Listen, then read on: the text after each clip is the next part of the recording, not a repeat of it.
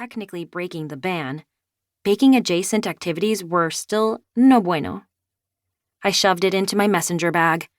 The concha scurried into my heart, squeezed into chambers overcrowded with the rest of my in-the-margins recipes.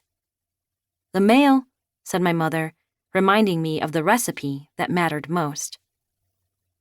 One acceptance letter from Alma University. Fold in pre-law major until smooth. Sprinkle in a dash of Ivy League law school. Set and watch me rise. They'd crafted it for me the moment I was born, never asked me about adjusting any of the ingredients. Ironic, yes, but I also couldn't deny the recipe was foolproof.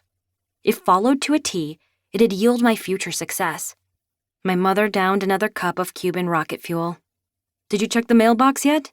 Is the mail here?" The kitchen air felt suddenly thick. "I'll go check it now." Grateful for the chance to escape it, I breezed through the sparsely decorated living room and out the front door. Morning sun stirred awake, lighting up the hills and the already gridlocked freeways of OC. The ocean stretching beyond it glittered. I squinted. The faintest edges of Catalina Island came into view. The sight made me wistful for something I couldn't place. Probably a spring break on the beach with Devon. Not freezing inside the auditorium with Madeline and the rest of the law and debate team. Swallowing hard, I walked down the driveway to the mailbox. Our postman, Samuel, approached ours.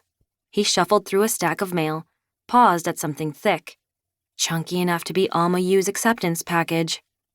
My heart pounded, spurring my feet to do the same. I sprinted forward, arms outstretched, ready to finally receive the key ingredient in our recipe for success. "Whoa, Ruby, nothing from Alma today." Soles of my flip-flops squeaked to a halt. Heart did too. "Nada? You sure?" He shook his head. "Only these." The pile of mail thudding between my palms masked a huge sigh. As if it wasn't totally weird, I sometimes, lots of times, stalked the mailbox, he asked, "Same time tomorrow?" Not trusting my voice to hide my disappointment, I nodded. Whoever said patience was a virtue obviously never applied to colleges before. Never mind living inside the pressure cooker of making sure their big, shiny future stayed on track. I rifled through some bills, USA Today's best college rankings, and ooh, the latest issue of Baker's Dozen. I flipped through Dad's magazine, fully intent on borrowing it to read at study period, like always. Then my breath hitched. The announcement written across the page jolted me like a defibrillator.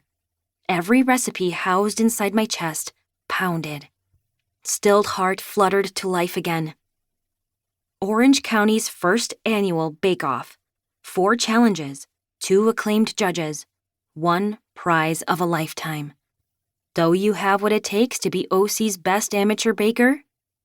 I glanced up the driveway to the front door, ready for my mother to burst free and catch me red-handed. I pulled the phone from the back pocket of my uniform khakis.